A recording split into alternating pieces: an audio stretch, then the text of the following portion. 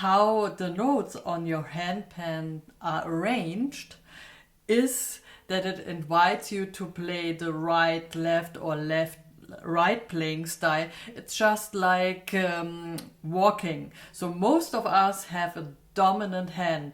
So that's so important why we have to train both hands equally so we can flow effortlessly over the handpan.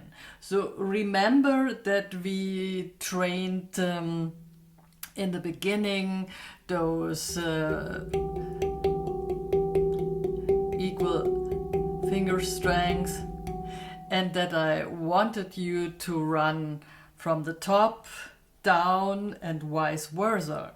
So because that is the scale of your handpan, the biggest tone field normally towards your belly button, and you start with the right hand if you don't start at the center tone, or known as a ding.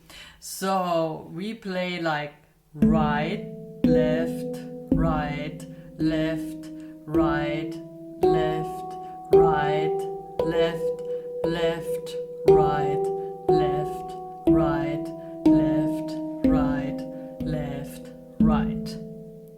So you see, all the tone fields are made in a zigzag pattern so that you can play the notes in this walking hand position, the hand to hand play. Right, left, right, left, right, left, right, left, left, right,